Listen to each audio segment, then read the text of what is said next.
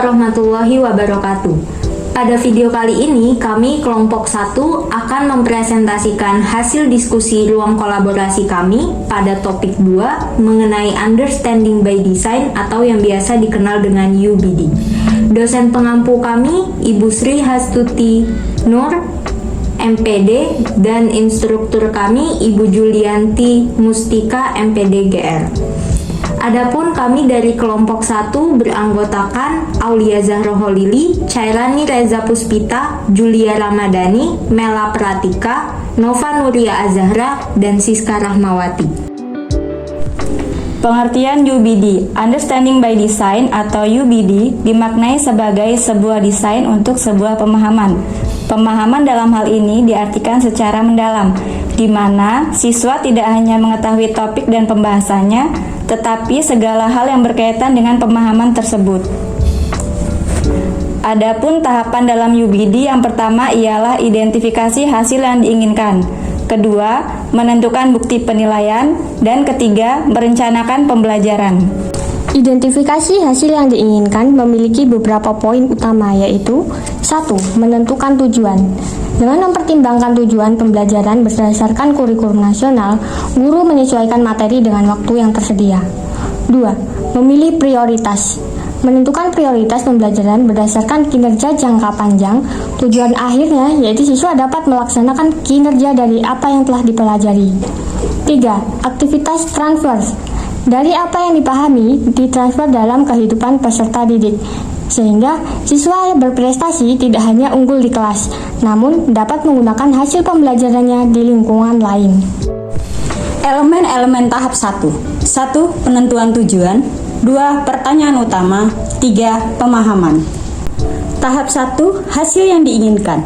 Menginterpretasikan informasi untuk mengungkapkan simpati, kepedulian, empati, atau pendapat pro dan kontra pada teks cerita inspiratif.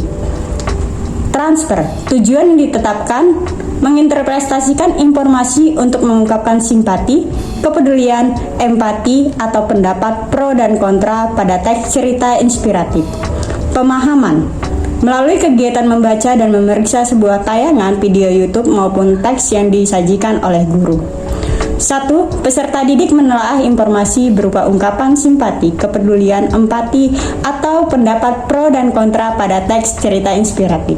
2. Peserta didik memerincikan informasi berupa ungkapan simpati, kepedulian, empati, atau pendapat pro dan kontra pada teks cerita inspiratif. 3. Peserta didik mengategorikan informasi berupa ungkapan simpati, kepedulian, empati, atau pendapat pro dan kontra pada teks cerita inspiratif. Pertanyaan penting, berdasarkan kegiatan membaca dan memirsa sebuah tayangan video YouTube maupun teks yang disajikan oleh guru. Yang pertama, bagaimanakah cara kamu menemukan informasi berupa ungkapan simpati, kepedulian, empati, atau pendapat pro dan kontra pada teks cerita inspiratif? Yang kedua, sumber bacaan apa saja yang kamu gunakan untuk menyeleksi informasi berupa ungkapan simpati, kepedulian, empati, atau pendapat pro dan kontra pada teks cerita inspiratif? Dan yang ketiga, bagaimanakah cara kamu menyikapi informasi yang telah dikategorikan berdasarkan ungkapan simpati, kepedulian, empati, atau pendapat pro dan kontra pada teks cerita inspiratif untuk menumbuhkan rasa kepekaan dan tindakan kamu terhadap sesama di kehidupan sehari-hari? Jadi, dapat disimpulkan bahwa identifikasi hasil yang diinginkan mempunyai 3 elemen penting, yaitu yang pertama, menentukan tujuan, yang kedua, pertanyaan utama, yang ketiga, pemahaman. Sekian presentasi dari kelompok kami akhiri. Wassalamualaikum warahmatullahi wabarakatuh.